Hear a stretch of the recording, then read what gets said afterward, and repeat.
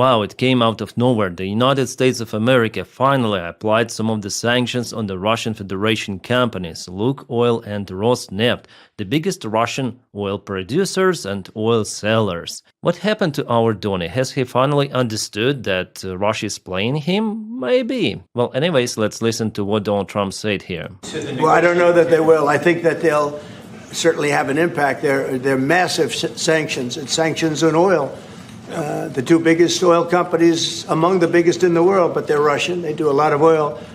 And hopefully it'll push, hopefully he'll become reasonable, and hopefully Zelensky will be reasonable too. You know, it takes two to tango, as they say, and we're going to find out. They hate each other. These two people hate each other. You know that better than anybody. And it makes it more difficult than it should be. This should be easier to do. But the level of hatred between Zelensky and Putin is very substantial. Could I add one thing? What the president is doing today with these sanctions is putting more pressure, of course, on both parties, in this case on Russia. It's all about changing the calculus, making sure that Putin understands that the president's vision this weekend of having a ceasefire, stop where they are, as you literally said, that this has to be step one now. And for him to really accept that vision and to come to the table. And then you have to put pressure. And this is exactly what he did today. Yeah, you see, pressure on Russia. That is what we like here. And indeed, sanctions, they might work. But whether they destroy the Russian economy? Absolutely not, but they might make the sales of the Russian oil difficult. Yeah, yesterday some of the channels, also pro-Ukrainian channels, shared those kind of the graphics saying that, oh, the Russian stocks are falling down. Here we speak about Lukoil and Rosneft companies. Definitely they fall down, but if you check out the numbers, it's not too much. And that's the current situation with Lukoil, so the drop is not more than 4%. We are not speaking about some sort of the crash from 6,300 points to 5,800, nothing. For now, I wouldn't call it even a downfall. For example, if we take 5 years ago in 2023, the price were even lower, less than 4,000. Now it's 5,800. So if we check this perspective, no, the stocks are not falling down. Well, maybe they will fall in perspective because maybe some of the secondary sanctions could be applied. And in the sanctions document, definitely it is written about secondary sanctions and sanctions on the companies that continue to operate with Russian oil, but not the sanctions or tariffs on China government or Indian government. Here, they try to avoid it. That's what I said to you before, like United States of America, they're not interested to apply really 500% of the tariffs on China, as it was the project of the Lindsey Graham senator who really wanted to do it, but no, some of the companies, that's it. So here we have this document of the sanctions. There's the list of Lukoil, Rosneft. By the way, refineries are also out there. Great to see already those familiar names in this list. And here they say about the secondary sanctions, which could be applied on the foreign financial institutions continue to operate with the Russian oil, but also may risk. Yeah, may, it doesn't mean that they will be applied 100%. That is at least what I understood from reading this document. In addition, foreign financial institutions that conduct or facilitate significant transactions or provide any service involving Russia's military-industrial base. Also good, so this document is focused mainly on Lukoil or Rosneft, but also it touches different aspects of the Russian activity. Is it good? Yeah, of course, it is good, but whether it will force Russia to stop?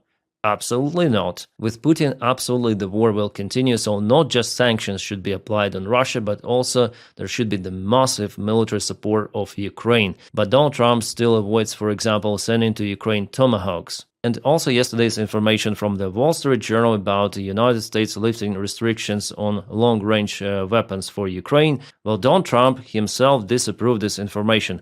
The Wall Street Journal story on USA's approval of Ukraine being allowed to use long-range missiles deep into Russia is fake news. The United States has nothing to do with those missiles, wherever they may come from, or what Ukraine does with them. Well, at first I was like, okay, so maybe Ukraine still has those restrictions, and definitely this article is hoax. But no, actually here with the statement, Donald Trump says that Ukraine may use Storm Shadow or Scalp missiles wherever it wants. Do you see what he says here? The United States has nothing to do with those missiles. Here he means the European missiles like Storm Shadow or Scalp, wherever they may come from Europe. Who else supplies missiles to Ukraine? Well, the United States of America, but it seems like there was already permission for Ukraine to use ATACMS, and Ukraine doesn't have lots of the ATACMS missiles, so Storm Shadow is good to go. Despite those missiles are having components made from the United States of America, and before Ukraine got those restrictions from the United States of America to use missiles on Russian territory, but now Donny says that, I don't know, those are someone's missile, I don't know what they're doing, it's not me. So as you might see, it's the play of words. He wants to show to Putin that no, it's not him who gives that permission. But actually, in this case, the Wall Street Journal article is definitely correct. And on October 21st, so a couple of days ago, Ukraine has already used Storm Shadow missiles to hit Russian chemical plant, which is producing some sort of the powder components for Russian weaponry. It is located in Bryansk, so Bryansk chemical plant supplying the army of Russia. Storm Shadow is being confirmed by multiple of the sources. But it is European missile, so Europeans may do whatever they want with it. It's not Donny. Donny doesn't care, which is, I would say, a good position. Just recall Jake Sullivan from Biden's administration. They were so concerned. But I like that Donald Trump doesn't give up about this kind of the case. So Ukraine will hit many more interesting spots in Russia, more refineries, more military production facilities. Great. But still Ukraine needs different weaponry, including Tomahawk missiles, but Donald Trump hesitates to give it right now.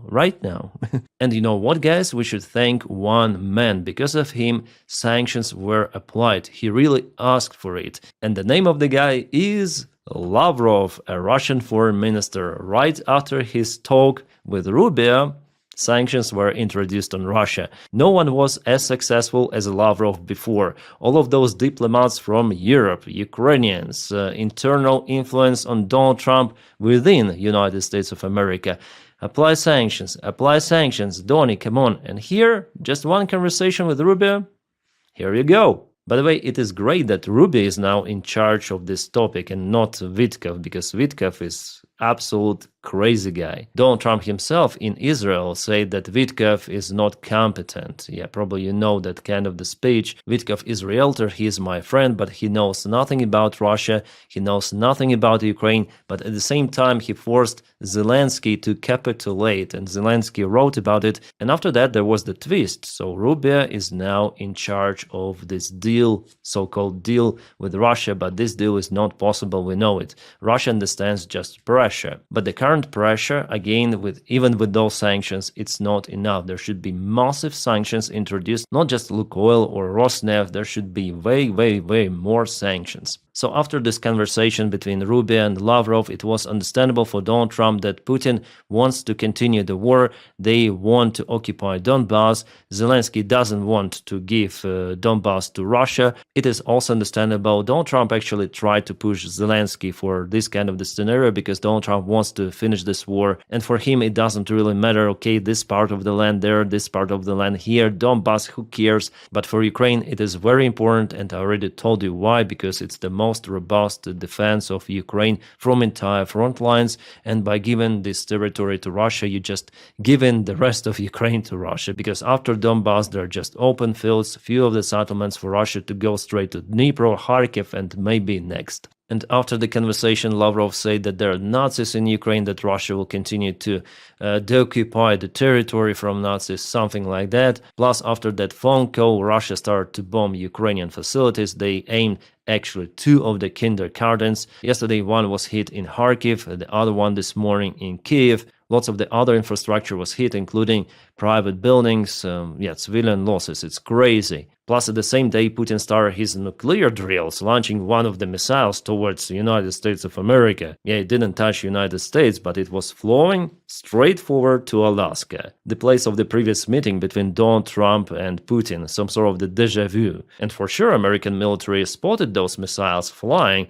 and there was some sort of the alert about this thing from the early warning systems, and this signal was given to Donald Trump as well. So Donald Trump's ego personally was touched because Putin openly humiliates Donald Trump. And even though we see how Trump really likes Putin, I mean personally, and doesn't like Zelensky, but he's forced to help Ukraine now because his best friend Putin, humiliates him openly. And ego, after all, is more important for Donald Trump than his relations with Putin. So in a way, Trump is forced to apply those sanctions on Russia because he has to react. People would not understand. 2 weeks, then 2 weeks, maybe you are too weak, Donny. Well, I think that in terms of honesty, the only thing I can say is every time I speak with Vladimir, I have good conversations, and then they don't go anywhere. They just don't go anywhere. So in that sense, but he explains here why he canceled the meeting with Putin in Budapest. Yeah, nice one. So finally Putin managed to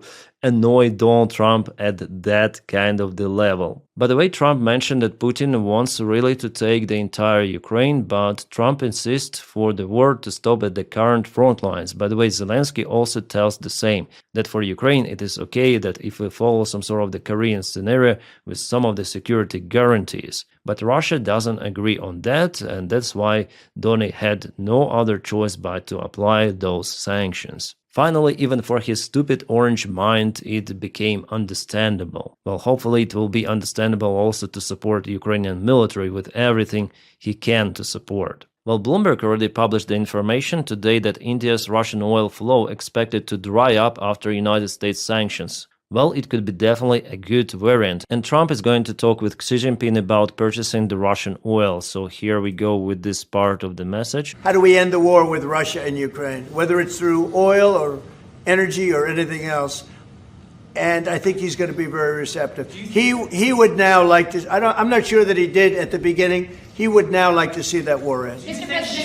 He says about Xi Jinping. Trump called Xi a strong leader capable of influencing Putin to end war in Ukraine. But I think that China will continue to support Russia in any sort of the case. Well, maybe not trading directly through Lukoil or Rosneft, there are multiple of the other different companies in Russia, but they will support Russia. And China's officials already stated it before that they will not let Russia lose. Those were the words of the Chinese foreign minister that he said to European official representatives, Kaja Kallas, I think it was. And you may ask, what's the Russian reaction? Well, they used their almost nuclear weapon, Dmitry Medvedev, a Russian chemical weapon, yeah, because after all, alcohol has its own chemical formula. Here's the auto-translate from Telegram, kind of the big post, but I want to go through it. Trump's cancellation of the summit in Budapest, new sanctions against our country from USA.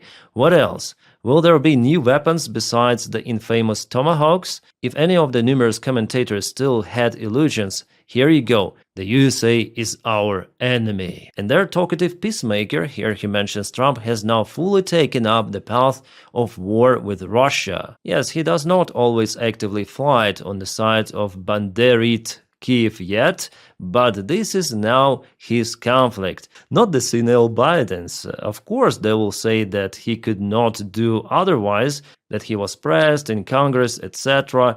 This does not change the main thing. The decisions made are an act of war against Russia. And now Trump has fully aligned himself with the insane Europe. Oh my god.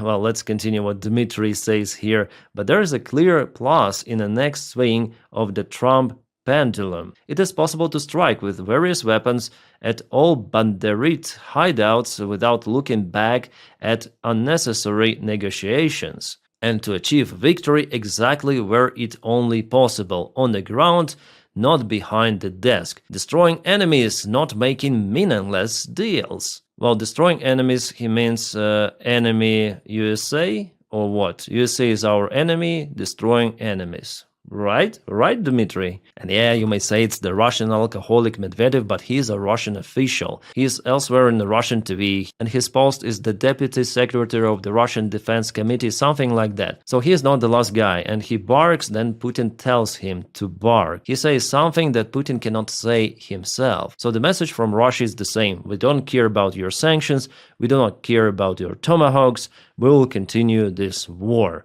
We'll reach victory on the ground, but it seems like the actual reality on the front line is a little different, right? The Russian spokesman of the Foreign Ministry, Zakharova, already mentioned that the sanctions are counterproductive, and instead Russia will continue developing its energy sector with confidence despite the pressure. Okay, also she claims that Russia is immune to the Western sanctions. And you know, guys, actually, she is at least partially correct because Russia has markets elsewhere, not just in Western countries, and you cannot shut down them completely. Still, there are many of the players who like to buy cheap natural resources. Russia has shadow fleet, Russia with its partners creating some sort of the one-day companies to trade oil, gas and everything. Yeah, it is harder with those sanctions, but after all, it is possible. So for Russia, it will just take some time to adapt to the new realities. But after all, if someone really wants to buy the Russian oil, Russia will find out the variant to sell it. It's like those sanctions on the Western-made equipment. Still, Ukraine finds the drone parts which are made in the United States of America, in Europe, in Japan. How Russia gets all of that? Well, not directly, but via third countries. Germany, France, and other countries, they somehow start to export more goods and tech goods to Kyrgyzstan, Kazakhstan, maybe Turkey. Why? Well, you know the answer why. With oil, it's the same story. Top corporate managers, they're greedy, and it's very hard to cut those supply connections that continue to feed the Russian economy. So we'll see how it goes with those oil sanctions, but I don't think that they'll really force Russia to stop the war. And we have the great news from the European Union. It applied the 19th package of sanctions against Russia. It includes ban on imports, restrictions on movements of Russian diplomats, sanctions against those involved in deportation of Ukrainian children, penalties against shadow fleet, new sanctions targeting Russian banks, and 100 foreign flagged tankers carrying Russian oil. Great! And Zelensky is now on a visit to Brussels, I guess. So very bad day for Russia, absolutely. And we have some of the update about Gripen jets that Ukraine will start to obtain probably in 3 years around. Well, at least for now, no one is saying about old Gripens. No, Ukraine signed a contract for new variant Echo. At least it is official information. It's just for people who write that Ukraine may obtain older jets right now and later on obtain new. No one says about it officially. But what they say that the deal price could be up to 9 billion euros, not 20 or 30 billion as I mentioned you before. However, I think that my number is more correct because together with jet, Ukraine should obtain infrastructure. Weapons, training, maintenance, spare parts, everything of that is very, very expensive. Maybe even more expensive than the jets themselves. Just imagine, maintain 100 of the airplanes. Crazy. But the good thing that proposal from Sweden is to use the confiscated Russian assets, which are not yet being confiscated, and mostly they're located in banks of Brussels. Now Europeans want to confiscate those. There are active talks ongoing, but actually Belgium may be even against it. Well, at least for now, their bureaucrats are saying that we will not bear all of the responsibility for this confiscation because Russia may go to the court against especially Belgium and Brussels. Guys, it's just crazy. By the time Ukraine has this huge risk for its sovereignty, those officials in Europe, those bureaucrats, once again, they don't want to risk even some of the financial stuff. I don't know, guys, we live in a parallel reality. By the way, Russian drones were spotted over Belgium and it seems like they don't really care. Yeah, Belgian Prime Minister will not be the only ones to pay Putin. So his conditions to confiscate those assets is to share legal risks among European countries. If the money has to be returned, all countries should do it, not just Belgium. And use frozen Russian assets not only in Belgium but also in other countries, but the main part is in Belgium, as I say too. And he says that they're gonna block this initiative not to allow confiscate Russian money. Okay. So the destiny of Ukrainian support, Ukrainian military lies in the hands of those kind of the stupid suit-wearing clerics with watches that worth tens or maybe hundreds of thousands of dollars or euros in this case. Yeah, guys, I just hate those bureaucrats and officials, especially in Europe. And because of those idiots, Ukraine doesn't have enough military support. Well, fuck them.